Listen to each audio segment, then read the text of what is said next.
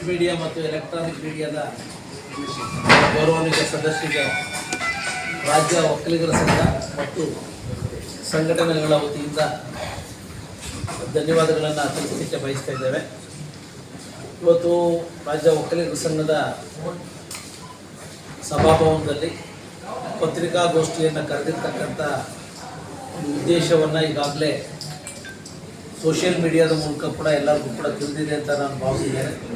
ಈ ಸಂದರ್ಭದಲ್ಲಿ ನಮ್ಮ ಪ್ರಧಾನ ಕಾರ್ಯದರ್ಶಿಗಳು, ನಮ್ಮ ಉಪಾಧ್ಯಕ್ಷರು, ಗೌರವಾನ್ವಿತ ಉಪಾಧ್ಯಕ್ಷರು, ಎಲ್ಲ ಪದಾಧಿಕಾರಿಗಳು ಕೂಡ ಇಲ್ಲಿ ಉಪಸ್ಥಿತರಿದ್ದಾರೆ. ಏನು ಪವರ್ ಟಿವಿನಲ್ಲಿ ಪೂಜ್ಯ ದೇವೇಗೌಡರ ಬಗ್ಗೆ ಅವಹೇಳನಕಾರಿಯಾದಂಥ ಒಂದು ವಿಚಾರಗಳು ಪ್ರಸ್ತಾಪವಾಗಿರ್ತಕ್ಕಂಥ ಹಿನ್ನೆಲೆಯಲ್ಲಿ ಈ ಒಂದು ಪತ್ರಿಕಾಗೋಷ್ಠಿ ಮಹತ್ವವನ್ನು ಪಡೆದಿದೆ ಅಂತ ನಾನು ಈ ಸಂದರ್ಭದಲ್ಲಿ ಭಾವಿಸಿದ್ದೇನೆ. ಗೌರವಾನ್ವಿತ ಮಾಜಿ ಪ್ರಧಾನಿಗಳು ಈ ಕರ್ನಾಟಕದ ಒಂದು ಹೆಮ್ಮೆಯ ಮಣ್ಣಿನ ಮಗ, ಅದೇ ರೀತಿ ಈ ರಾಷ್ಟ್ರವನ್ನು ಪ್ರತಿನಿಧಿಸಿರ್ತಕ್ಕಂಥ ಒಬ್ಬ ಮಹಾನ್ ನಾಯಕರು, ನಮ್ಮ ಸಮುದಾಯದ ಸರ್ವೋಚ್ಚ ನಾಯಕರು ಕೂಡ ಮಾಜಿ ಪ್ರಧಾನಿ ಪೂಜ್ಯ ದೇವೇಗೌಡರ ಬಗ್ಗೆ ಹಗುರವಾದ ಮಾತಿನ ಹಿಂದೆ ಯಾರಿದ್ದಾರೆ ಎಂಬುದನ್ನು ಗೌರವಾನ್ವಿತ ಪವರ್ ಟಿವಿಯ ವ್ಯವಸ್ಥಾಪಕರು ಅದನ್ನು ತಿಳಿಸ್ಬೇಕಾಗ್ತದೆ. ಕರ್ನಾಟಕದ ಮಾಧ್ಯಮದಲ್ಲಿ ಇಷ್ಟು ವರ್ಷ ಯಾರೂ ಕೂಡ ದೇವೇಗೌಡರ ಬಗ್ಗೆ ಹಗುರವಾಗಿ ಮಾತನಾಡಿಲ್ಲ. ನೀವೇಕೆ ಕನಿಷ್ಠವಾಗಿ ದೇವೇಗೌಡರ ಬಗ್ಗೆ ಮಾತನಾಡ್ತೀರಾ ಎಂತಕ್ಕಂಥದ್ದು ನಮ್ಮ ಒಂದು ಪ್ರಶ್ನೆ. ಕೋರ್ಟ್ಗಿಂತ ತಾವು ದೊಡ್ಡವರಲ್ಲ, ನಾವು ದೊಡ್ಡವರಲ್ಲ. ಯಾರು ತಪ್ಪು ಮಾಡಿದರೂ ಕೂಡ ಕೋರ್ಟ್ ಇದೆ, ಸರ್ಕಾರ ಇದೆ, ಅಲ್ಲಿಗೆ ಹೋಗಿ ದಾಖಲೆ ಕೊಡ್ತಕ್ಕಂಥದ್ದಕ್ಕೆ ಅವಕಾಶ ಇದೆ ಬಂಧುಗಳೇ. ಇವತ್ತು ದೇವೇಗೌಡರು ಈ ರಾಷ್ಟ್ರದಲ್ಲಿ ಹಲವಾರು ಯೋಜನೆಗಳ ಬಗ್ಗೆ ಒಂದು ಪ್ರಾಮಾಣಿಕ ಒಂದು ಸೇವೆಯನ್ನು ಕಳೆದ 6 ದಶಕಗಳಿಂದ ಸೇವೆಯನ್ನು ಸಲ್ಲಿಸಿದ್ದಾರೆ. ಅವ್ರ ಬಗ್ಗೆ ಹಗುರವಾಗಿ ಒಂದು ರೀತಿ ಎಲ್ಲರೂ ಕೂಡ ಒಂದು ನೋವಾಗ್ತಕ್ಕಂಥ ಒಂದು ಸಂದರ್ಭಕ್ಕೆ ಪವರ್ ಟಿವಿಯ ಒಂದು ಸನ್ಮಾನ್ಯ ರಾಕೇಶ್ ಅವರ ಹೇಳಿಕೆ ನಾವೆಲ್ಲರಿಗೂ ಕೂಡ ಒಂದು ರೀತಿ ನೋವನ್ನು ತಂದಿದೆ. ಈ ಸಂದರ್ಭದಲ್ಲಿ ಏಕೆಂದರೆ ಕರ್ನಾಟಕದ ಒಂದು ಮಾಧ್ಯಮ ರಂಗ ಈಗ ಈ ಪ್ರಜಾಪ್ರಭುತ್ವ ವ್ಯವಸ್ಥೆಯಲ್ಲಿ ಮಾಧ್ಯಮ ರಂಗ ಬಹುಮುಖ್ಯವಾದಂಥ ಒಂದು ಅಂಗ. ಅದಕ್ಕೆ ತನ್ನದೇ ಆದಂಥ ಒಂದು ಸ್ವಾತಂತ್ರ್ಯ ಇದೆ, ಮತ್ತೊಂದಿದೆ. ಆದರೆ ಹಗುರವಾದಂಥ ಹೇಳಿಕೆಗಳು ಇವತ್ತು ಸಮಾಜದಲ್ಲಿ ಇವತ್ತು ಈ ಒಂದು ಸನ್ನಿವೇಶಗಳಿಗೆ ಅವಕಾಶ ಆಗ್ತಿರ್ತಕ್ಕಂಥದ್ದು ಒಂದು ನೋವಿನ ಸಂಗತಿ ಅಂತ ನಾನು ಹೇಳಬೇಕಾಗ್ತದೆ. ಪೂಜ್ಯ ತಾಯಿ ಸಮಾನರಾದಂಥ ಚೆನ್ನಮ್ಮಾಜಿಯವ್ರ ಬಗ್ಗೆ, ಪೂಜ್ಯ ದೇವೇಗೌಡರ ಬಗ್ಗೆ ಇವತ್ತು ರಾಷ್ಟ್ರದಲ್ಲಿ ತನ್ನದೇ ಆದಂಥ ಒಂದು ವ್ಯಕ್ತಿತ್ವ ಮತ್ತು ನಾಯಕತ್ವವನ್ನು ಇಟ್ಕೊಂಡಿದ್ದಾರೆ. ಇವತ್ತು 92ನೇ ವಯಸ್ಸಿನಲ್ಲೂ ಕೂಡ ಈ ದೇಶದ ರೈತರು, ಬಡವರು ಮತ್ತು ಅವರ ಯೋಜನೆಗಳ ಬಗ್ಗೆ ಇವತ್ತು ರಾಷ್ಟ್ರದಲ್ಲಿ ರಾಜ್ಯಸಭೆ ಮೂಲಕ ಗಮನವನ್ನು ಸೆಳೀತಾ ಇದ್ದಾರೆ. ನಾನು ವಯಸ್ಸಾಗಿದ್ದೀನಿ ಅಂತ ಕೇವಲ ಪೇಪರ್ ಸ್ಟೇಟ್ಮೆಂಟಿಗೆ ಸೀಮಿತವಾಗಿಲ್ಲ,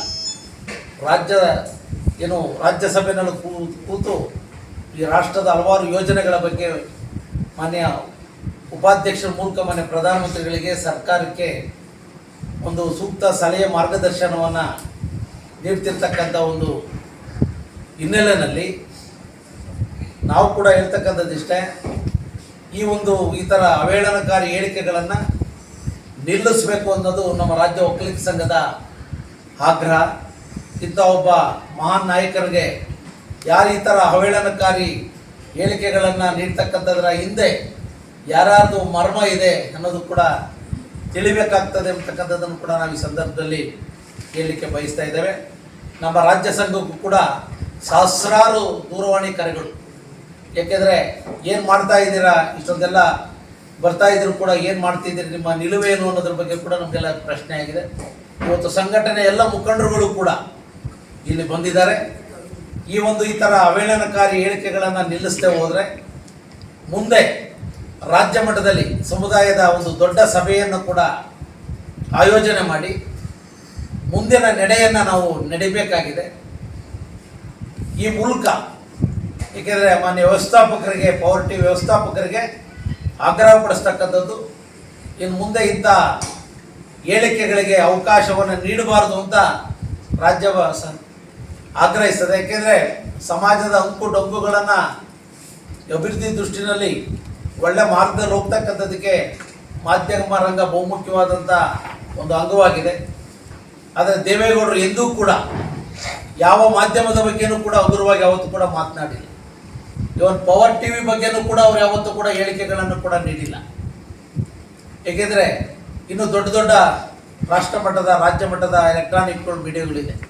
ಯಾವತ್ತೂ ಕೂಡ ದೇವೇಗೌಡರ ಹೋರಾಟ, ದೇವೇಗೌಡರ ಒಂದು ಸೇವೆ ಬಗ್ಗೆ ಒಂದು ಗೌರವಿತವಾಗಿ ಈ ನಾಡಿನಲ್ಲಿ ಒಂದು ಬಿಂಬಿಸ್ತಕ್ಕಂಥದಕ್ಕೆ ಅವಕಾಶವನ್ನು ಕೊಟ್ಟಿರುವಂಥ ಹಿನ್ನೆಲೆಯಲ್ಲಿ ಇವತ್ತು ಪವರ್ ಟಿವಿನಲ್ಲಿ ಇಂಥ ಅವಕಾಶ, ಈ ಥರ ಸಮಾಜಕ್ಕೆ ನೋವಾಗುವಂಥ ಒಂದು ಸನ್ನಿವೇಶಗಳಿಗೆ ಆ ಒಂದು ವ್ಯವಸ್ಥಾಪಕರ ಅವಕಾಶವನ್ನು ಮಾಡಬಾರ್ದು ಅಂತ ನಾವು ಒತ್ತಾಯ ಮಾಡ್ತೇವೆ. ಇದು ಪದೇ ಪದೇ ಮುಂದುವರೆದ್ರೆ ಮುಂದಿನ ಹತ್ತಿರದ ದಿನಗಳಲ್ಲೇ ದೊಡ್ಡ ಒಂದು ಸಭೆಯನ್ನು ಕರೆದು ಮುಂದಿನ ತೀರ್ಮಾನವನ್ನು ಕೈಗೊಳ್ತೀವಿ ಅಂತಕ್ಕಂಥದ್ದು ನಮ್ಮ ಆಗ್ರಹ. ನಮ್ಮ ಉಪಾಧ್ಯಕ್ಷರು, ಕಾರ್ಯದರ್ಶಿಗಳಾದ ದೇವರಾಜನವರೇ, ಎಲ್ಲ ನಮ್ಮ ಪದಾಧಿಕಾರಿಗಳೇ, ನಿರ್ದೇಶಕರೇ, ಬಂದಿರತಕ್ಕಂಥ ಎಲ್ಲ ಸ್ನೇಹಿತರೆ, ಪತ್ರಿಕಾ ರಂಗದ ಮಹತ್ವವನ್ನು ನಮ್ಮ ಅಧ್ಯಕ್ಷರಿಗೆ ಆಲ್ರೆಡಿ ಹೇಳಿದ್ದಾರೆ. ರಾಜ್ಯ ಒಕ್ಕಲಿಗರ ಸಂಘ ಅಂತಕ್ಕಂಥದ್ದು ನಾವು ಕೇವಲ ಮೆಡಿಕಲ್ ಕಾಲೇಜು ನಡೆಸಲಿಕ್ಕೆ, ಇಂಜಿನಿಯರಿಂಗ್ ಕಾಲೇಜ್ ನಡೆಸಲಿಕ್ಕೆ ಮಾತ್ರ ಇಲ್ಲ. ಇದು ನಮ್ಮ ಜನಾಂಗದ ಸಂಪೂರ್ಣ ಜವಾಬ್ದಾರಿಯನ್ನು ರಾಜ್ಯ ಒಕ್ಕಲಿಗರ ಸಂಘ ವಹಿಸ್ಕೋಬೇಕಾಗ್ತದೆ. ಇದು ಒಂದು ಸಾಮಾಜಿಕ ಕಳಕಳಿ ಇರ್ತಕ್ಕಂಥ ಸಂಘ ನಮ್ಮದು ಒಕ್ಕಲಿಗರ ಸಂಘ. ಇವತ್ತು ಒಕ್ಕಲಿಗ ಜನಾಂಗದ ಹಲವಾರು ಜನ, ನಮ್ಮ ರಾಷ್ಟ್ರಕವಿ ಕುವೆಂಪು ಇರ್ಬೋದು, ಕೆಂಗಲ್ ಹನುಮಂತಯ್ಯನವ್ರು ಇರ್ಬೋದು, ದೇವೇಗೌಡರು ಇರ್ಬೋದು, ಈ ರೀತಿ ಎಲ್ಲ ರಂಗದಲ್ಲೂ ಕೂಡ ಒಕ್ಕಲಿಗ ಜನಾಂಗ ತನ್ನದೇ ಆದ ಕೊಡುಗೆಯನ್ನು ಈ ಸಮಾಜಕ್ಕೆ ಕೊಟ್ಟಿದೆ. ಒಂದು ಇಡೀ ಬಿತ್ತನೆ ಬೀಜ ಚೆಲ್ಲಿ ನಾವು ಒಂದು ಕಣ್ಗ ಬಿಡ್ತಕ್ಕಂಥ ಜನಾಂಗ ಒಕ್ಕಲಿಗ ಜನಾಂಗ. ನಾವು ಏನೋ ಸಂಕ್ರಾಂತಿ ಹಬ್ಬದಲ್ಲಿ ಬೆಳೆ ಬಂದಂಥ ಸಂದರ್ಭದಲ್ಲಿ ಎಲ್ಲರಿಗೂ ಕೊಟ್ಟು ಉಳಿದಿದ್ದನ್ನ ತಗೊಂಡು ಹೋಗ್ತಕ್ಕಂಥದ್ದು ಒಕ್ಕಲಿಗ ಜನಾಂಗ. ಇವತ್ತು ಒಂದು ಚಾನಲ್ಲು ಮುಖ್ಯಸ್ಥರು, ನಾವು ಅದನ್ನ ಒಂದು ಕೊಚ್ಚೆ ಅಂತ ತಿಳ್ಕೊಂಡಿದ್ದೀವಿ. ಕೊಚ್ಚೆ, ಆ ಕೊಚ್ಚೆ ಮೇಲೆ ಕಲ್ಲು ಹಾಕಿದ್ರೆ ಮಕ್ಕಳಿಗೆ ಸಿಡಿತದೆ. ಆದರೆ ಸಿಡಿತದೆ ಅಂತ ನಾವು ಎಷ್ಟು ದಿನ ಅಂತ ಸುಮ್ಮನೆ ಇರ್ಲಿಕ್ಕಾಗ್ತದೆ ಕೊಚ್ಚೆನ? ಅದರಿಂದ ಇವತ್ತು ನಮ್ಮನ್ನ ಕೇಳ್ತಾ ಇದ್ದಾರೆ, ಪ್ರಶ್ನೆ ಮಾಡ್ತಾ ಇದ್ದಾರೆ ನಮ್ಮ ಸಂಘವನ್ನ. ನಮ್ಮ ಜನಾಂಗದ ಎಲ್ಲೇ ಹೋಗ್ಲಿ ಅರ್ಟಾಗಿದೆ, ಒಕ್ಕಲಿಗ ಜನಾಂಗಕ್ಕೆ ತುಂಬಾ ಅರ್ಟಾಗಿದೆ, ನೋವನ್ನು ಅನುಭವಿಸ್ತಾ ಇದ್ದಾರೆ, ಮತ್ತೆ ಕ್ರೋಧ ವ್ಯಕ್ತ ಆಗ್ತಾ ಇದೆ, ಅಂಡರ್ ಕರೆಂಟ್ ಆಗ್ತಾ ಇದೆ. ಆ ಒಂದು ಚಾನೆಲ್ನ ಮುಖ್ಯಸ್ಥರಿಗೆ ಹೇಳ್ತೀನಿ, ದಯಮಾಡಿ ಇದನ್ನು ನಿಲ್ಲಿಸಿ. ಇಲ್ಲಾಂದ್ರೆ ಒಕ್ಕಲಿಗರು ಎದ್ದು ನಿಂತ ಸಂದರ್ಭದಲ್ಲಿ ಎಷ್ಟೋ ರಾಜ್ಯ ಸರ್ಕಾರಗಳಿಗೆ ಬಿದ್ದೋಗಿದ್ದಾರೆ. ಚಿನ್ನಪ್ರೆಡ್ಡಿ ಆಯೋಗ ಇರ್ಬೋದು, ಮತ್ತೊಂದಿರ್ಬೋದು, ದೊಡ್ಡ ಒಂದು ಜನಾಂಗದಲ್ಲಿ ಆಕ್ರೋಶ ವ್ಯಕ್ತ ಆಗ್ತಾ ಇದೆ. ನಾವು ಯಾವುದೋ ಒಂದು ಪಕ್ಷದ ಪರವಾಗಿ, ವ್ಯಕ್ತಿ ಪರವಾಗಿ ಇವತ್ತು ಒಕ್ಕಲಿಗ ಸಂಘ ನಿಂತಿಲ್ಲ. ನಮ್ಮ ಜನಾಂಗದಲ್ಲಿ ಇಷ್ಟು ರೀತಿ ಒಂದು ಮಾಜಿ ಪ್ರಧಾನಿಗಳಾಗಿ ಇವತ್ತು ಅವರು ಜಮ್ಮು ಕಾಶ್ಮೀರ್ಗೆ ಯಾರು ಹೋಗ್ತಕ್ಕಂಥ ಸಂದರ್ಭದಲ್ಲಿ ದೇವೇಗೌಡರಿಗೆ ಎಲೆಕ್ಷನ್ ಮಾಡಿಸಿದ್ರು ಮಾಜಿ ಪ್ರಧಾನಿಗಳು. ಪಂಜಾಬ್ನಲ್ಲಿ ಒಂದು ಭತ್ತದ ಬೆಳೆಗೆ ದೇವೇಗೌಡರು ಸಿಟ್ಟಿದ್ದಾರೆ. ಇವತ್ತು ಕೂಡ ದೇವೇಗೌಡರು ರಾಜ್ಯಸಭೆಯಲ್ಲಿ ಮಾತಾಡ್ತಾ ಇದ್ರೆ ನಮ್ಮ ಉಪರಾಷ್ಟ್ರಪತಿಗಳು ಮತ್ತೆ ಎಲ್ಲರೂ ಇಡೀ ಸಭೆ ಗೆದ್ದಿಟ್ಕೊಂಡು ಅವ್ರ ಮಾತನ್ನ ಗ್ರಹಿಸ್ತಾ ಇದೆ. ಇಳಿ ವಯಸ್ಸಲ್ಲೂ ಕೂಡ ಈ ದೇಶದ ವಿಚಾರಕ್ಕೆ ಇವತ್ತು ಅವ್ರದೇ ಆದ ಕೊಡುಗೆಯನ್ನ ಕೊಟ್ಟಿದ್ದಾರೆ. ಇಂಥ ಒಬ್ಬ ಧೀಮಂತ ವ್ಯಕ್ತಿಯನ್ನ ಬಹಳ ಅವೇಳವಾಗಿ ತೇಜೋವಧೆ ಮಾಡ್ತಕ್ಕಂಥದ್ದು, ನಮ್ಮ ಅಧ್ಯಕ್ಷ ಹೇಳಿದಂಗೆ ತಾಯಿ ಚೆನ್ನಮ್ಮನವ್ರ ಬಗ್ಗೆ ಮಾತಾಡ್ತಕ್ಕಂಥದ್ದು, ಏನಾರ ಆ ಕುಟುಂಬ ತಪ್ಪು ಮಾಡಿದ್ರೆ ನ್ಯಾಯಾಂಗ ವ್ಯವಸ್ಥೆಯಲ್ಲಿ ಪ್ರಶ್ನೆ ಮಾಡಲಿಕ್ಕೆ ಎಲ್ಲರಿಗೂ ಅವಕಾಶ ಇದೆ. ಆಯ್ತಾ? ಒಂದು ಭಗವದ್ಗೀತೆಯಲ್ಲಿ ಶ್ರೀಕೃಷ್ಣ ಪರಮಾತ್ಮ ಒಂದು ಮಾತನ್ನು ಹೇಳ್ತಾರೆ, ಯಾವುದೇ ಒಂದು ವ್ಯಕ್ತಿ ಅಪರಾಧ ಮಾಡಿದ್ರೆ ಆ ಅಪರಾಧನ ವೈಭವೀಕರಿಸಿ ಮಾಡ್ತಕ್ಕಂಥದ್ದು, ಆ ಅಪರಾಧದಿಂದ ನಾನು ಪ್ರಯೋಜನ ಪಡಿತಕ್ಕಂಥದ್ದು ಇದೆಯಲ್ಲ, ಅದು ಮಹಾಪರಾಧ. ಈ ಮಹಾಪರಾಧವನ್ನ ಇವತ್ತು ಈ ಪವರ್ ಟಿವಿ ಮುಖ್ಯಸ್ಥ ಬ್ಲಾಕ್ ಮೇಲ್ ಮಾಡ್ತಕ್ಕಂಥದ್ದು, ಈ ಪ್ರವೃತ್ತಿ ನಡ್ಕೊಂಡೇ ಬರ್ತಾ ಇದೆ. ಯಾವ ಸಂದರ್ಭದಲ್ಲಿ ಒಂದು ಪತ್ರಿಕಾ ರಂಗಕ್ಕೆ ಅದರದೇ ಆದಂತ ಒಂದು ಜವಾಬ್ದಾರಿ ಇದೆ. ಚುನಾವಣೆ 2 ದಿನ ಇರುವಾಗ ಒಂದು ಟಿವಿನಲ್ಲಿ ತೋರಿಸ್ತಕ್ಕಂಥದ್ದು, ಇವೆಲ್ಲ ಮಾಡ್ಕೊಂಡು ನಮ್ಗೇನಿಲ್ಲ, ಅದೆಲ್ಲ ಬಗ್ಗೆ ನಾವು ಮಾತಾಡತಕ್ಕಂಥದ್ದಲ್ಲ. ಇವತ್ತು ತುಂಬಾ ಒಂದು ನೋವಾಗಿದೆ. ಈ ಕೂಡಲೇ ಇದನ್ನ ಅವರು ಸರಿಪಡಿಸ್ಕೊಂಡು ನಿಲ್ಲಿಸ್ತಾ ಹೋದ್ರೆ, ನಮ್ಮ ಅಧ್ಯಕ್ಷರು ಹೇಳಿದ್ದಾರೆ, ನಾನೊಬ್ಬ ಸಾಮಾನ್ಯ ಒಕ್ಕಲಿಗ ಡೈರೆಕ್ಟರ್ಗಿಂತ ಮುಖ್ಯವಾಗಿ ನಾನು ಈ ಒಂದು ಜನಾಂಗದಲ್ಲಿ ಹುಟ್ಟಿರ್ತಕ್ಕಂಥವನು, ನನಗೂ ಕೂಡ ಬ್ಲಡ್ ಬಾಯ್ಲ್ ಆಗ್ತಾ ಇದೆ. ಅದರಿಂದ ಮುಂದೆ ಆಗ್ತಕ್ಕಂಥ ಅನಾಹುತಗಳಿಗೆ ಆ ಚಾನೆಲ್ನ ಮುಖ್ಯಸ್ಥರೇ ಜವಾಬ್ದಾರಿ ಹೊತ್ಕೋಬೇಕಾಗ್ತದೆ. ನಾವು ಈ ಒಕ್ಕಲಿಗ ಜನಾಂಗ ಈ ಒಂದು ಸಂಘದ ವತಿಯಿಂದ ಎಚ್ಚರಿಕೆಯನ್ನ ಕೊಡ್ತೇವೆ. ಮಾಧ್ಯಮ ಮಿತ್ರರೇ, ಈಗೇನು ಮೈಸೂರು ಕೆಲವೊಂದಷ್ಟು KV ಶ್ರೀಧರ್ ಅಂತ ಹೇಳಿ ಡೈರೆಕ್ಟರ್ ಆಗಿದ್ದೀನಿ ಒಂದು ಸಂಘದಲ್ಲಿ, ಮೈಸೂರು ಭಾಗದ ಹಾಗೂ ಮಾಜಿ ಮಹಾನಗರ ಸದಸ್ಯನಾಗಿ ಕೆಲಸ ಮಾಡಿದ್ದೀನಿ. ಈಗೇನು ಕೆಲವೊಂದಷ್ಟು ದಿನಗಳಿಂದಲೂ ಏನು ಪವರ್ ಟಿವಿ ಎಂಬ ಚಾನಲ್ಲು ಈ ನಾಡಿನ ಅಸ್ಮಿತೆಯಾದಂತಹ ಸನ್ಮಾನ್ಯ ಮಾಜಿ ಪ್ರಧಾನಿಗಳಾದಂತಹ ದೇವೇಗೌಡರು ಬಗ್ಗೆ ಬಹಳ ಹಗುರವಾಗಿ ಮಾತಾಡ್ತಿರುವಂಥದ್ದನ್ನ ನಾವು ನೀವೆಲ್ಲ ನೋಡ್ತಾ ಬಂದಿದ್ವಿ. ಇವತ್ತು ಈ ನಾಡಿನ ಬರೀ ಒಕ್ಕಲಿಗ ಸಮುದಾಯ ಅಲ್ಲ, ಈ ನಾಡಿನ ಸಮಸ್ತ ಸಮುದಾಯದವರು, ಎಲ್ಲ ಜನಾಂಗದವರಾಗ್ಬೋದು, ದೇವೇಗೌಡರನ್ನ ಬಹಳಷ್ಟು ಗೌರವದಿಂದ ಪ್ರೀತಿಯಿಂದ ಕಾಣುವಂಥದ್ದನ್ನ ಎಲ್ಲ ಕಡೆ ನಾವು ನೀವೆಲ್ಲ ನೋಡಿರುವಂಥದ್ದು. ದೇವೇಗೌಡರು ಬರೀ ಒಕ್ಕಲಿಗ ಸಮುದಾಯ ಸೀಮಿತ ಆಗಿದೆ, ಎಲ್ಲ ಸಮುದಾಯದವ್ರ ಜೊತೆ ಬಹಳಷ್ಟು ಒಡನಾಟವನ್ನ ಇಟ್ಕೊಂಡು ಕೆಲಸ ಮಾಡ್ತಾ ಬಂದಿರುವಂಥದ್ದು. ಹಾಗಾಗಿ ಅವ್ರ ಮೇಲೆ ಇಡೀ ನಾಡಿನ ಜನರು ಅಪಾರವಾದ ಅಭಿಮಾನ ಗೌರವ ಇರುವಂಥದ್ದು. ಈ ತರ ಒಂದು ಅಭಿಮಾನ ಗೌರವ ಮತ್ತು ಈ ನಾಡಿನ ಒಂದು ಅಸ್ಮಿತೆ ಈ ರಾಷ್ಟ್ರದ ಮಾಜಿ ಪ್ರಧಾನಿಗಳಾದಂಥವ್ರ ಮೇಲೆ ಮಾಧ್ಯಮದ ಒಬ್ಬ ವರದಿಗಾರರು ಈ ರೀತಿಯಾದ ಒಂದು ಹಗುರವಾದ ಹೇಳಿಕೆಗಳನ್ನ ಕೊಡೋದ್ರ ಮುಖಾಂತರ ಈ ನಾಡಿನ ಜನರನ್ನು ಅವಮಾನ ಮಾಡ್ತಾ ಇದ್ದಾರೆ. ಅವರು ಬರೀ ದೇವೇಗೌಡರು ಒಬ್ಬರಲ್ಲ, ಈ ನಾಡಿನ ಜನರನ್ನು ಅವಮಾನ ಮಾಡ್ತಾ ಇರುವಂತದ್ದು. ಇದರ ಹಿನ್ನೆಲೆಯಲ್ಲಿ ಅವ್ರಿಗೆ ಯಾವ ರೀತಿಯ ಒಂದು ಅನುಕೂಲ ಆಗ್ತದೋ ಅಥವಾ ಏನ್ ಸಂತೋಷ ಆಗ್ತಾ ಇದೆಯೋ ಅಥವಾ ಖಿನ್ನತೆ ಒಳಗಾಗಿದ್ದಾರ ಅವ್ರೇನಾರ, ಅಥವಾ ಅವ್ರೇನಾರ ಅಸ್ಮಿತೆ ತಾಳ್ಮೆ ಖಿನ್ನತೆ ಒಳಗಾಗಿ ತಮ್ಮ ಬುದ್ಧಿಭ್ರಮಣೆಯನ್ನಾಗಿದೆಯಾ, ಇದರಿಂದ ಏನ್ ಸಿಗ್ತಾ ಇದೆ ಅವ್ರಿಗೆ, ಬಹುಶಃ TRP ಏನಾರ ಜಾಸ್ತಿ ಆಗ್ತದೆ ಅನ್ನೋ ಮನೋಭಾವ ಇಟ್ಕೊಂಡಿದ್ದಾರೆ ಅವರು. ಯಾಕೆಂದ್ರೆ ಸಾಮಾನ್ಯವಾಗಿ ಮಾಧ್ಯಮದಲ್ಲಿ ಯಾರಿಗೆ ಒಂದು ದೊಡ್ಡ ವ್ಯಕ್ತಿಗೆ ಹೊಗಳಿಕೆ ಅಥವಾ ತೆಗಳಿಕೆ ಆದಾಗ ಸಹಜವಾಗಿ ಆ ಮಾಧ್ಯಮದ ನೋಡುವಂಥದ್ದು ನಾಡಿನ ಜನರು ಏನ್ ಹೇಳ್ತಾ ಇದ್ದೇನೆ ಅನ್ನೋ ಕಾತ್ರದಲ್ಲಿ ನೋಡ್ತಾರೆ. ಆ ಮುಖಾಂತರ TRP ಜಾಸ್ತಿ ಆಗ್ತದೆ ಅನ್ನೋ ದೃಷ್ಟಿ ಇಟ್ಕೊಂಡು ಅವ್ರು ಮಾತಾಡ್ತಾ ಇದ್ರೆ ಅವ್ರು ಮುಟ್ಟಾಳ್ತನ ಆಗ್ತದೆ. ಯಾಕೆಂದ್ರೆ ಈಗಾಗಲೇ ನಾವು ರಾಜ್ಯ ಒಕ್ಕಲಿಗರ ಸಂಘದ ವತಿಯಿಂದ ಹಾಗೂ ಎಲ್ಲ ಸಮುದಾಯದವರು ಏನು ಪವರ್ ಟಿವಿ ಚಾನೆಲ್ ಅನ್ನ ಯಾವ ರೀತಿ ವಿರೋಧವನ್ನ ಮಾಡಬೇಕು, ಈ ರೀತಿಯಾದ ಹೇಳಿಕೆ ನಾನು ಮೊನ್ನೆ ಸುಧಾ ನೋಡಿದೆ. ಯಾರಿಗೆ ಆಗ್ಲಿ, ಪ್ರಧಾನಿ ಆಗ್ಲಿ, ಒಬ್ಬ ಕಾಮನ್ ಪೀಪಲ್ ಆಗ್ಲಿ, ಒಬ್ಬ ಮುಖ್ಯಮಂತ್ರಿಗಾಗ್ಲಿ ಆ ರೀತಿ ಹೇಳಿಕೆಯನ್ನ ಕೊಡುವಂತಹ ಯಾರಿಗೆ ನೈತಿಕ ಹಕ್ಕಿಲ್ಲ. ಯಾವುದೇ ರೀತಿಯ ಏನಾರ ಒಂದು ಈ ರಾಜ್ಯಕ್ಕೆ ಅನ್ಯಾಯ ಮಾಡಿದ್ರೆ, ಯಾರಿಗೋ ಒಬ್ರಿಗೆ ಅನ್ಯಾಯ ಮಾಡಿದ್ರೆ ಅದನ್ನ ಹೇಳೋದ್ರ ಮುಖಾಂತರ ಕಾನೂನಿದೆ, ಕಾನೂನು ಚೌಕಟ್ಟಿನಲ್ಲಿ ಹೋರಾಟಗಳನ್ನ ಮಾಡಬೇಕು ಹೊರತು ಅವ್ರಿಗೆ ಚ್ಯುತಿ ತರುವಂತಹ, ಅವ್ರಿಗೆ ಅವಮಾನ ಮಾಡುವಂತಹ ದೃಷ್ಟಿ ಇಟ್ಕೊಂಡು ನೇರವಾಗಿ ಆರೋಪಗಳನ್ನ ಮತ್ತು ನೇರವಾಗಿ ಬೈಯುವಂತದ್ದು ಬಹಳ ಹಗುರವಾಗಿ ಅವ್ರ ವಯಸ್ಸೇನು ಇವ್ರ ವಯಸ್ಸೇನು ಆ ರೀತಿ ಕೆಲವು ಪದಗಳನ್ನ ನಾನಿಲ್ಲಿ ಉಪಯೋಗಿಸಿದ್ರೆ ಅದು ಮರುಚ್ಚಾರಣೆ ಆದ್ರೆ ನಮಗ್ ಒಂದು ಅವಮಾನ ಆಗೋ ರೀತಿಯಲ್ಲಿ ಇರ್ತದೆ. ಆ ತರ ಪದಗಳನ್ನ ಉಪಯೋಗಿಸಿದ್ದಾರೆ. ಹಾಗಾಗಿ ಏನ್ ಈ ರಾಜ್ಯದ ಸಮಸ್ತ ಬಾಂಧವರಲ್ಲಿ ನಾವು ಮನವಿ ಮಾಡ್ಕೊಳ್ಳೋದು ಏನಂದ್ರೆ ರಾಜ್ಯ ಒಕ್ಕಲಿಗರ ಸಂಘ ಹಾಗೂ ಎಲ್ಲ ಸಮುದಾಯದವ್ರ ಪರವಾಗಿ ಪವರ್ ಟಿವಿ ಅವರು ಈ ಕೂಡಲೇ ಈ ತರ ಹೇಳಿಕೆಗಳನ್ನ ನಿಲ್ಲಿಸಬೇಕು, ಮತ್ತೆ ಕ್ಷಮೆಯನ್ನು ಕೇಳಬೇಕಾಗ್ತದೆ ಅವರು ಆಗ್ರಹ ಪಡಿಸ್ತಾ ಇದೀವಿ. ಮತ್ತೆ ಏನು ಈಗಾಗಲೇ ನಮ್ಮ ಅಧ್ಯಕ್ಷರು ಹೇಳಿದ್ರು, ಇಡೀ ರಾಜ್ಯದಾದ್ಯಂತ ಎಲ್ಲಾ ಸಮುದಾಯಗಳನ್ನ ಸೇರಿಸಿ ಸಭೆ ಮಾಡಿ ಅವ್ರ ಮೇಲೆ ಯಾವ ರೀತಿ ಕ್ರಮಗಳನ್ನ ಕೈಗೊಳ್ಬೇಕಾಗ್ತದೆ, ಮುಂದಿನ ದಿನ ಹೋರಾಟ ಯಾವ ರೀತಿ ಮಾಡ್ಬೇಕು ಅನ್ನೋದ್ರ ಬಗ್ಗೆ ಚಿಂತನೆಯನ್ನು ಸುಧಾ ಮಾಡ್ತಾ ಇದ್ದೀವಿ. ಈ ಕೂಡಲೇ ಅವರು ಕ್ಷಮೆಯನ್ನ ಕೇಳಬೇಕು. ಇಲ್ಲೇ ಹೋದ್ರೆ ಮುಂದಿನ ದಿನಗಳಲ್ಲಿ ಇಡೀ ರಾಜ್ಯದಲ್ಲಿ ಎಲ್ಲಾ ಸಮುದಾಯದವರು ಪವರ್ ಟಿವಿಲಿ ಬರುವಂತ ಎಲ್ಲಾ ಜಾಹೀರಾತುಗಳಲ್ಲಿ ಬರುವಂತ ಪ್ರಾಡಕ್ಟ್ ಏನಿದೆ ಅದನ್ನ ನಾವು ನಿಷೇಧವನ್ನ ಮಾಡ್ಬೇಕಾಗ್ತದೆ. ಅದ್ರ ಬಗ್ಗೆ ಯಾವುದೇ ರೀತಿಯ ನಮ್ಮ ರಾಜ್ಯದ ಜನರು ಆ ಈಗೇನು ಇವಾಗ ಚಾನೆಲ್ಗಳು ನಡೆಯೋದು ಯಾವುದರಿಂದ ಅಡ್ವರ್ಟೈಸ್ಮೆಂಟ್ ಮುಖಾಂತರ. ಇವ್ರು ಯಾಕೆ TRP ಜಾಸ್ತಿ ಮಾಡ್ತಾರೆ, TRP ಜಾಸ್ತಿ ಆಗ್ಬೇಕು ಅಂತ ಯೋಚನೆ ಮಾಡ್ತಾರೆ, ಅಡ್ವರ್ಟೈಸ್ಮೆಂಟ್ ಜಾಸ್ತಿ ಬರಲಿ ಅಂತ ಚಾನೆಲ್ಗಳಿಗೆ ಯಾವ್ಯಾವ ಸಂಸ್ಥೆಯವರು ಅಡ್ವರ್ಟೈಸ್ಮೆಂಟ್ ಕೊಡ್ತಾರೋ ಅಂತ ಪ್ರಾಡಕ್ಟ್ಗಳನ್ನೇ ಜನ ನಿಷೇಧ ಮಾಡಿದಾಗ್ಲೇ ಮಾತ್ರ ಈ ತರ TRP ಹುಚ್ಚು ಬಿಡೋಕೆ ಸಾಧ್ಯ ಆಗ್ತದೆ. ವಾಸ್ತವಾಂಶ ಸತ್ಯಾಂಶವನ್ನ ಜನರಿಗೆ ನೈಜ ವರದಿಯನ್ನ ಕೊಡೋದಕ್ಕೆ ಸಾಧ್ಯ ಆಗ್ತದೆ. ಇಲ್ಲೇ ಹೋದ್ರೆ TRP ಇದರಲ್ಲಿ ದೊಡ್ಡ ದೊಡ್ಡ ವ್ಯಕ್ತಿಗೆ ಅಗೌರವ ತರುವಂತದ್ದು, ಈ ಮುಖಾಂತರ ಎಲ್ಲೋ ಒಂದ್ ಕಡೆ TRP ಜಾಸ್ತಿ ಆದಾಗ ಜಾಹೀರಾತು ಜಾಸ್ತಿ ಆಗ್ತದೆ, ವರಮಾನ ಜಾಸ್ತಿ ಆಗೋ ದೃಷ್ಟಿ ಇಟ್ಕೊಂಡು ವಾಣಿಜ್ಯೋದ್ಯಮಿ ಆಗಿರುವಂತ ಈ ತರ ಕೆಲವೊಂದಷ್ಟು ಚಾನೆಲ್ಗಳ ವಿರುದ್ಧವಾಗಿ ಹೋರಾಟ ಅಂದ್ರೆ ಸಾಮಾನ್ಯ ಜನರು ಇಂತಹ ಚಾನೆಲ್ಗಳು ಬರುವಂತಹ ಜಾಹೀರಾತು ಬರುವಂತಹ ಯಾವುದೇ ಒಂದು ಪ್ರಾಡಕ್ಟ್ ಅನ್ನ ಖರೀದಿ ನಿಷೇಧ ಮಾಡಿದಾಗ ಮಾತ್ರ ಬಹುಶಃ ಈ ತರ ಒಂದು ಹುಚ್ಚು ಹೇಳಿಕೆ ಕೊಡುವಂತಹ ಮಾಧ್ಯಮ ಕೆಲವೊಂದಷ್ಟು ಮಾಧ್ಯಮದವರ ಮೇಲೆ ಕಂಟ್ರೋಲ್ ತರಕ್ಕೆ ಸಾಧ್ಯ ಆಗ್ತದೆ. ಈ ನಿಟ್ಟಿನಲ್ಲಿ ರಾಜ್ಯ ಒಕ್ಕಲಿಗರ ಸಂಘ ಹಾಗೂ ಎಲ್ಲ ರಾಜ್ಯದ ಜನರು ಆಗ್ರಹ ಪಡಿಸ್ತಾ ಇರುವಂತದ್ದನ್ನ ಮನಗಂಡಿ ಈ ಕೂಡಲೇ ಪವರ್ ಟಿವಿ ಅವರು ಕ್ಷಮೆಯಾಚನೆಯನ್ನು ಮಾಡಬೇಕು. ಮುಂದಿನ ದಿನ ದೇವೇಗೌಡರೇ ಅಲ್ಲ, ಯಾರದೇ ಬಗ್ಗೆ ಆಗ್ಬೋದು, ಈ ರಾಜ್ಯದ ಗಣ್ಯ ವ್ಯಕ್ತಿಗಳು ಯಾರದೇ ಪಕ್ಷ ಆಗ್ಬೋದು, ಯಾವುದೇ ವ್ಯಕ್ತಿಗಳು ಪಕ್ಷಾತೀತವಾಗಿ ಕಾಂಗ್ರೆಸ್ ಆಗ್ಬೋದು, ಬಿಜೆಪಿ ಆಗ್ಬೋದು, ಯಡಿಯೂರಪ್ಪನವ್ರ ಬಗ್ಗೆ ಆಗ್ಬೋದು, ಸಿದ್ದರಾಮಯ್ಯವ್ರ ಬಗ್ಗೆ ಆಗ್ಬೋದು, ಹೇಳಿಕೆ ಕೊಡ್ಬೇಕಾದ್ರೆ ಗೌರವಾನ್ವಿತವಾಗಿ ಕೊಡ್ಬೇಕು. ಅದು ಜನ ನೋಡ್ತಾ ಇರ್ತಾರೆ, ಮಕ್ಕಳು ಮರಿ ನೋಡ್ತಾ ಇರ್ತಾರೆ, ಒಂದು ಒಂದು ಅವ್ರ ಮೇಲೆ ಒಂದು ಅಭಿಮಾನ ಇಟ್ಟಿರ್ತಾರೆ.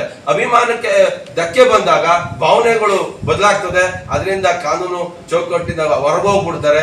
ಆತರ ಹೋಗದೆ ಇರೋಂಗೆ ಜವಾಬ್ದಾರಿಯಿಂದ ಕೆಲಸ ಮಾಡ್ಬೇಕಾಗ್ತದೆ ಮಾಧ್ಯಮದಲ್ಲಿ. ಈ ನಿಟ್ಟಿನಲ್ಲಿ ಮುಂದಿನ ದಿನ ಈ ಕೂಡಲೇ ಪವರ್ ಟಿವಿ ಅವರು ಈ ತರ ಒಂದು ಹೇಳಿಕೆಗಳನ್ನ ನಿಲ್ಲಿಸಿ ಸನ್ಮಾನ್ಯ ದೇವೇಗೌಡರು ಸಾಹೇಬ್ರನ್ನ ಅವರು ಏನ್ ಹೇಳಿಕೆ ಕೊಟ್ಟಿದ್ದಾರೆ ಅದನ್ನು ವಾಪಸ್ ತಗೋಬೇಕು ಅಂತೇಳಿ ನಾವು ಆಗ್ರಹ ಪಡಿಸ್ತಾರೆ. ನಿರ್ದೇಶಕ 35 ಜನರಲ್ಲಿ ಇಷ್ಟೊತ್ತು ನಮ್ಮ ಪ್ರೆಸಿಡೆಂಟು, ನನ್ನ ಆತ್ಮೀಯ ಕೊಲೀಗ್ಸ್ ಮಾತಾಡಿರೋದನ್ನು ನೀವು ಕೇಳಿದ್ದೀರಿ. ಒಬ್ಬ ವೈದ್ಯನಾಗಿ, ಒಬ್ಬ ಒಕ್ಕಲಿಗನಾಗಿ ನನಗೆ ಒಂದು ಸಾಮಾನ್ಯ ಜ್ಞಾನ, ಹಿರಿಯರ ಬಗ್ಗೆ ಮಾತನಾಡುವಾಗ ಗೌರವವಾಗಿ ಮಾತನಾಡುವುದು ನಮ್ಮ ಸಂಸ್ಕೃತಿ. ಈ ಸಂಸ್ಕೃತಿಯನ್ನು ಬಿಟ್ಟು ಇನ್ನೊಂದು ಒಳ್ಳೆ ಮಾತು ಹೇಳ್ತಾರೆ ದೊಡ್ಡವರು, ಯಾವ ಮನುಷ್ಯರು ಪರ್ಫೆಕ್ಟ್ ಇರಲ್ಲ ನೋಡೋರು. ಯಾರನ್ನಾದ್ರೂ ಹೊಗಳ್ಬೇಕಾದ್ರೆ ಪಬ್ಲಿಕ್ನಾಗ ಹೊಗಳ್ಬೇಕಂತೆ, ಏನಾದರೂ ತೆಗಳ್ಬೇಕಾದ್ರೆ ಪ್ರೈವೇಟ್ನಾಗ ತೆಗಳ್ಬೇಕಂತೆ. ಆದರೆ ಈ ಮಾಧ್ಯಮದವರು, ಪವರ್ ಟಿವಿಯ ಇವರು ನಿರ್ದೇಶಕರು ಈ ರೀತಿ ಅವಹೇಳನಕಾರಿ ಒಬ್ಬ ಹಿರಿಯರ ಬಗ್ಗೆ, ಅದು ಅವರು ಆಕ್ಯುಪೈ ಮಾಡಿದಂಥ ಪೊಸಿಷನ್ ಎಲ್ಲರೂ ಗೊತ್ತಿದೆ. ಇದು ತಪ್ಪು, ಸಮಾಜದಲ್ಲಿ ಇದೊಂದು ತಪ್ಪು ಮಾಹಿತಿ ಹೋಗುತ್ತೆ. ಅದರಿಂದ ಎಲ್ಲೋ ಒಂದು ಕಡೆ ಎಲ್ಲರೂ ಹೇಳಿದ್ದಾರೆ, ಮತ್ತೆ ನಾನು ಅದನ್ನು ಮಾಡೋದು ಬೇಡ. ದಯವಿಟ್ಟು ಮಾಡಿರುವ ತಪ್ಪನ್ನು ತಿದ್ದುಕೊಂಡು ಎಲ್ಲೋ ಒಂದು ಕಡೆ ಸಮಾಜದ ಮುಂದೆ ನಾನು ಮಾಡಿರೋ ತಪ್ಪಾಯಿತು ಅಂತ ಹೇಳಿ, ಏನೇನು ಉದ್ದೇಶ ಇದೋ ನಮಗೆ ಗೊತ್ತಾಗೋದಿಲ್ಲ. ರಾಜಕೀಯದಲ್ಲಿ ನಿಮ್ಮ ಹೇಳಿಕೆ ಹಿಂದೆ ಯಾರಿದ್ದಾರೆ ಅದೆಲ್ಲ ನನಗೆ ಬೇಕಿಲ್ಲ.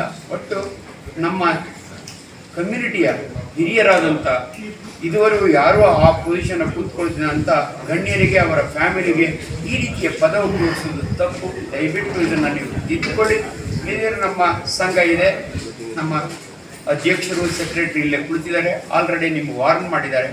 ನಾವೆಲ್ಲರೂ ಕೂಡ ಅವ್ರ ಜೊತೆಯಲ್ಲಿ ಕೈ ಜೋಡಿಸಿ, ಅನೇಕ ಮಿತ್ರಗಳು ಬೇರೆ ಬೇರೆ ಆರ್ಗನೈಸೇಷನ್ ಬಂದಿದ್ದಾರೆ. ನನಗೆ ತುಂಬ ನಂಬಿಕೆ, ಮಾಧ್ಯಮದವರು ಕೂಡ ಇಂಥ ಸಮಯದಲ್ಲಿ ನಮ್ಮ ಜೊತೆಯಲ್ಲಿ ಇರ್ತಾರೆ ಅನ್ನೋ ಕಾನ್ಫಿಡೆನ್ಸ್ ನನಗಿದೆ. ಆ ದೃಷ್ಟಿಯಲ್ಲಿ ದಯವಿಟ್ಟು ಇದನ್ನು ತಿದ್ದುಕೊಳ್ಳಿ ಅಂತ ನಾನು ಕಳಕಳಿಯಿಂದ ಜನಾಂಗದ ಹಿತವನ್ನು ಕಾಪಾಡುವಂಥ ರಾಜ್ಯದ ಎಲ್ಲ ಸಂಘ ಸಂಸ್ಥೆಗಳ ಪರವಾಗಿ ನಾನು ತಮಗೆ ವಂದನೆಗಳನ್ನು ತಿಳಿಸ್ತಾ, ಇವತ್ತು ನಮ್ಮ ಮಾತೃ ಸಂಸ್ಥೆ ರಾಜ್ಯ ಒಕ್ಕಲಿಗರ ಸಂಘ ಬಹಳ ಸ್ಪಷ್ಟವಾಗಿ ಒಂದು ಸಂದೇಶವನ್ನು ರವಾನೆ ಮಾಡಬೇಕು. ಕಾರಣ ಇಷ್ಟೇ, ಬಹಳಷ್ಟು ಒತ್ತಡಗಳಿದೆ ನಮಗೆ. ಕೇವಲ ದೇವೇಗೌಡರು ಒಕ್ಕಲಿಗ ಜನಾಂಗದ ನಾಯಕರಲ್ಲ, ಕರ್ನಾಟಕದ ಏನು ಸ್ವತಂತ್ರ ನಂತರದಲ್ಲಿ 60ರ ದಶಕದಿಂದಲೂ ಕೂಡ ಇಡೀ ಕರ್ನಾಟಕದ ರಾಜಕಾರಣ ಒಬ್ಬ ವ್ಯಕ್ತಿಯನ್ನು ಬಿಟ್ಟು ಹೊರತಾಗುವುದಿಲ್ಲ. 65 ಇಸ್ವಿಯಿಂದಲೂ ಕೂಡ ಅವರು ತಮ್ಮ ಸಾರ್ವಜನಿಕ ಜೀವನವನ್ನು ಶಾಸಕರಾಗಿ ಎಂದು ಆರಂಭಿಸಿದ್ರು. ಅಲ್ಲಿಂದ ಇಲ್ಲಿವರೆಗೂ ಕೂಡ ಇಂತಹ ಬಹಳ ದೊಡ್ಡ ಸಂಕೋಲೆಗಳನ್ನು ಎದುರಿಸ್ತಾನೆ ಬಂದಿದ್ದಾರೆ. ಆದಾಗ್ಯೂ ಕೂಡ ನಮ್ಮಂಥವ್ರಿಗೆ, ಇವತ್ತಿನ ಮುಂಬರ್ತಕ್ಕಂಥ ಯುವ ಪೀಳಿಗೆಗೆ ಮಾನ್ಯ ಶ್ರೀ ಮಾಜಿ ಪ್ರಧಾನಿ ದೇವೇಗೌಡರು ಒಂದು ಮಾದರಿ ಅಂತ ಅಂದರೆ ತಪ್ಪಾಗಲಾರದು. ಯಾಕೆ ಮಾತು ಹೇಳ್ತೀನಿ ಅಂದರೆ, ಇವತ್ತು ಕರ್ನಾಟಕದ ಒಂದು ಅಭಿವೃದ್ಧಿ ಇಡೀ ದೇಶ ಅಥವಾ ಅಂತಾರಾಷ್ಟ್ರೀಯ ಮಟ್ಟದಲ್ಲಿ ಕಣ್ಣು ಕುಕ್ಕುವಂಥ ಒಂದು ಕೆಲಸವನ್ನು ಮಾಡ್ತಾ ಇದೆ ಅಂದರೆ ಅದರಲ್ಲಿ ದೇವೇಗೌಡರ ಪಾತ್ರ ಬಹಳ ದೊಡ್ಡದಿದೆ. ಇವತ್ತು IT ನಗರ ಅಂತೇಳಿ ಬೆಂಗಳೂರು ಕರೆಸ್ಕೊತಾ ಇದೆ. ಅದಕ್ಕೆ ಬಹುಮುಖ್ಯವಾಗಿ ದೇವೇಗೌಡರು ಫೌಂಡೇಶನ್ ಆಗ್ತಂಥ ಮಹಾಪುರುಷ. ಆಮೇಲೆ ಇವತ್ತೇನಾರ ಕೃಷ್ಣ ಮತ್ತು ಕಾವೇರಿ ಕೊಳ್ಳಗಳು, ಕರ್ನಾಟಕದ 2 ಕಣ್ಣುಗಳು ಅನ್ಸ್ಕೊಂಡಂತ ಕೃಷ್ಣ ಮತ್ತು ಈ ಕಾವೇರಿ ಕೊಳ್ಳಕ್ಕೆ ತಮ್ಮ ರಾಜಕೀಯ ಜೀವನದ ಎಲ್ಲ ಸಮಯವನ್ನು ಕೂಡ ಮೀಸಲಿಟ್ಟು ಇವತ್ತು ಬಹಳ ದೊಡ್ಡ ಸಾಧನೆಯನ್ನ ಮಾಡಿದ್ದಾರೆ. ಅವ್ರು ಮಾಡೋದೆಲ್ಲೂ ಹೇಳ್ಕೊಂಡಿಲ್ಲ. ಆದರೆ ಅವರನ್ನ ನಾನು ನೇಗಿಲಗೆರೆಗಳನ್ನ ರಾತ್ರಿ ಕೂಡ ಓದ್ಕೊಂಡು ಬಂದಿದ್ದೀನಿ. ಪವರ್ ಟಿವಿಯ ಏನು ರಾಕೇಶ್ ಶೆಟ್ಟರ್ ಇದ್ದಾರೆ, ನಾನು ಬಹುವಚನದಲ್ಲಿ ಸಂಬೋಧಿಸೋದೇ ಇಲ್ಲ.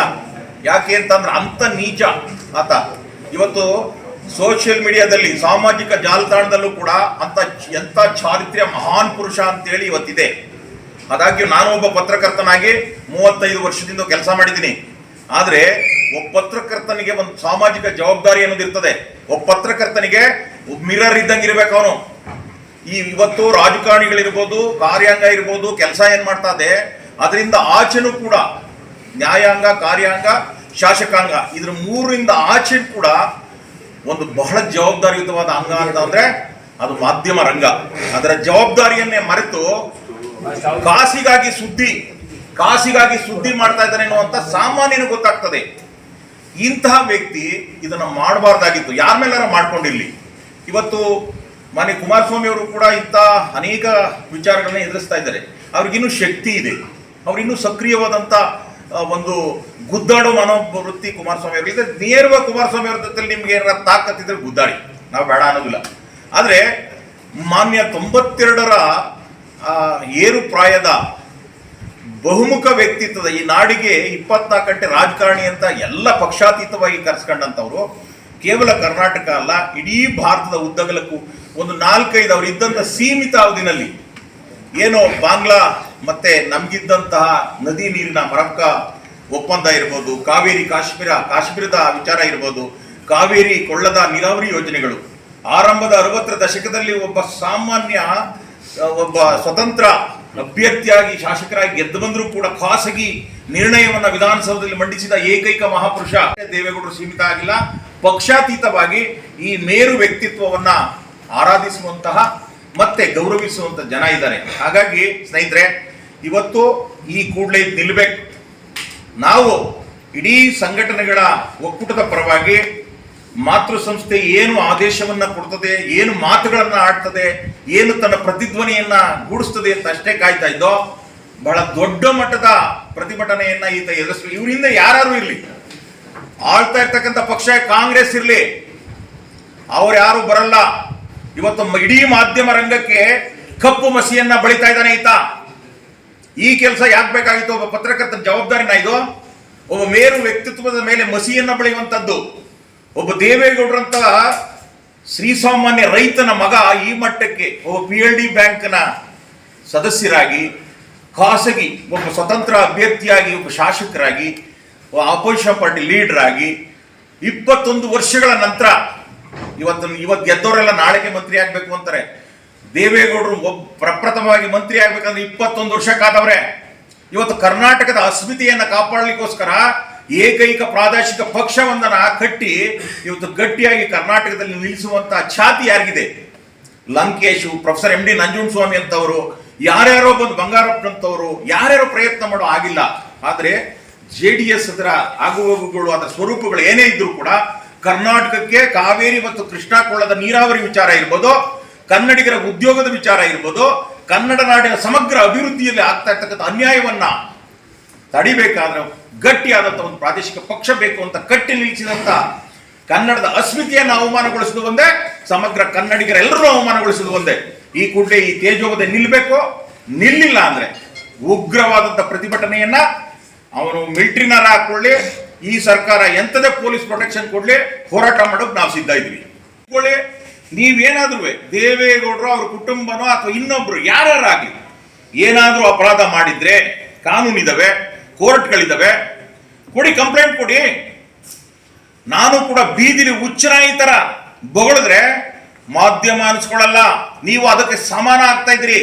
ಹುಚ್ಚು ನಾಯಿಯ ಪ್ರವೃತ್ತಿಯನ್ನ ಬಿಡಿ. ಒಂದು ಮಾಧ್ಯಮ ಅಂತ ಅಂದ್ರೆ ಸಮಾಜದ ಕನ್ನಡಿ ಇದ್ದಂಗೆ ಇರಬೇಕು. ಅದಕ್ಕೊಂದು ಸಾಮಾಜಿಕ ಜವಾಬ್ದಾರಿ ಇದೆ. ಅದರ ಮುನ್ನೋಟವನ್ನ ತಿಳ್ಕೊಂಡು ಇವತ್ತಿನ ಆಚೆಗೆ ಬದಲಾಗದೇ ಇದ್ರೆ ಅದಕ್ಕೆ ತಕ್ಕನಾದ ಹೋರಾಟವನ್ನ ನಾವು ಕಟ್ತೀವಿ ಅಂತೇಳಿ ಮಾತೃ ಸಂಸ್ಥೆಯ ಒಂದು ಸಹಕಾರವನ್ನ ಮತ್ತೆ ಅದೇನು ಧ್ವನಿಸ್ತದೆ ಅದರ ಆಧಾರದ ಮೇಲೆ ಇಡೀ ರಾಜ್ಯದ ಉದ್ದಗಲಕ್ಕೂ ಕೂಡ ಜನವನ್ನ ಜಾಗೃತಿಗೊಳಿಸಿ ಹೋರಾಟವನ್ನ ಕಟ್ತೀವಿ ನಾವು. ಅದಕ್ಕೆ ಜವಾಬ್ದಾರಿ ಈಗಿನ ಕಾಂಗ್ರೆಸ್ ಸರ್ಕಾರ ಆಗ್ಬೇಕಾಗ್ತದೆ. ಇಂಥ ಒಬ್ಬ ಬೇರು ವ್ಯಕ್ತಿಯನ್ನ ಮಸಿ ಬಳಿಯುವಂತ ವ್ಯಕ್ತಿಯ ಚಾನಲ್ಗೆ ಒಬ್ಬ ಮುಖ್ಯಮಂತ್ರಿ ಸಂದರ್ಶನ ಕೊಡ್ತಾನೆ.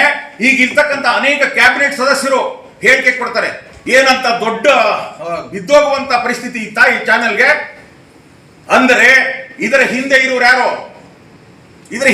ಯಾರೋ ಜನ ಅರ್ಥ ಮಾಡ್ಕೋತಾವ್ರೆ. ಇವತ್ತು ಬೆಕ್ಕು ಕಣ್ಣು ಮುಚ್ಕೊಂಡು ಹಾಲು ಕುಡಿದ್ರೆ ಜಗತ್ತು ಗೊತ್ತಾಗೋದಿಲ್ವಾ? ರಾಕೇಶ್ ಶೆಟ್ಟಿ ಅಥವಾ ಸಿದ್ದರಾಮಯ್ಯನವರೇ ಅಥವಾ ಮಾನ್ಯ DK ಶಿವಕುಮಾರ್ ಅವರೇ, ಇವತ್ತು ಇದೇ ರಾಜ್ಯ ಒಕ್ಕಲಿಗರ ಸಂಘದಿಂದ ಮಾತಾಡ್ತಾ ಇದ್ದೀವಿ. ಇಲ್ಲೇ ಪೆನ್ನು ಪೇಪರ್ ತಗೊಂಡು ಹೋಗಿದ್ದೀರಿ ನೀವು. ಇದೇನಾ ನಿಮ್ ಪೆನ್ನು ಪೇಪರ್ ತಗೊಂಡೋಗಿ ಬರೀತಾ ಇರೋದು? ಇದೇನಾ ಹೇಳಿ?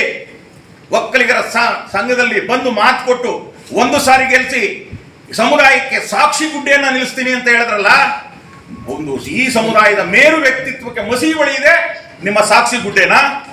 ಸಿಕ್ಕಿದೆ. ಅರ್ಥ ಮಾಡ್ಕೊಳ್ಳಿ. ಈಗ ನಮಸ್ಕಾರ. ಮುಂದಿನ ರೂಪುರೇಷೆಗಳ ಬಗ್ಗೆ ಅವರು ಕೂಡ ನಾಳೆ ಬೆಳಗ್ಗೆ 8:30 9 ಗಂಟೆಗೆ ಈ ವಿಚಾರವಾಗಿ ಸಂಘದ ಗೌರವಾನ್ವಿತ ಪದಾಧಿಕಾರಿಗಳು ಸಂಘ ಸಂಸ್ಥೆಗಳ ಪ್ರಮುಖರುಗಳು ಕೂಡ ಭೇಟಿ ಮಾಡ್ತಾ ಇದ್ದೀವಿ. ಅವರ ಸಲಹೆ ಮಾರ್ಗದರ್ಶನ ತೆಗೆದುಕೊಂಡು ಕೂಡ ಮುಂದೆ ಹೇಗೆ ಇದರ ಬಗ್ಗೆ ಮುಂದೆ ಹೊರಿಬೇಕು ಅನ್ನೋದ್ರ ಬಗ್ಗೆನೂ ಕೂಡ ನಾವು ಚರ್ಚೆ ಮಾಡ್ತೀವಿ. ಕೂಡಲೇ ಎಲ್ಲ ನಮ್ಮ ಪದಾಧಿಕಾರಿಗಳು ಕೂಡ ಸ್ಪಷ್ಟಪಡಿಸಿದ್ದಾರೆ, ಸಂಘಟನೆ ಮುಖಂಡರು ಕೂಡ ಸ್ಪಷ್ಟಪಡಿಸಿದ್ದಾರೆ. ಈ ಕೂಡಲೇ ಇದನ್ನು ಅರ್ಥೈಸ್ಕೊಂಡು ಸರಿದಾರಿನಲ್ಲಿ ಹೋಗುವಂಥ ವ್ಯವಸ್ಥೆಗೆ ಅವಕಾಶ ಆಗಬೇಕು ಅಂತ ರಾಜ್ಯ ಒಕ್ಕಲಿಗರ ಸಂಘ ಆಗ್ರಹ ಪಡಿಸ್ತಿದೆ ಅನ್ನೋದು ಹೇಳಿ ಬಯಸ್ತೇನೆ. ಅದೇ ನಮ್ಮೆಲ್ಲ ಒತ್ತಾಯ. ಅದು ಸಂಘವನ್ನು ಮೀರಿರ್ತಕ್ಕಂಥ ವಿಚಾರ, ಅದು ಎರಡು ಪಕ್ಷಗಳ ವಿಚಾರ, ಅದು ಆ ಪಕ್ಷದ ರಾಜಕಾರಣ. ಇದು ನಾಡಿನ ಒಂದು ಗೌರವದ ಒಂದು ವ್ಯವಸ್ಥೆಗೆ ಅನುಗುಣವಾಗಿ ನಾವು ಇವತ್ತು ಪ್ರೆಸ್ ಮೀಟ್ ಮಾಡಿದ್ದೀವಿ.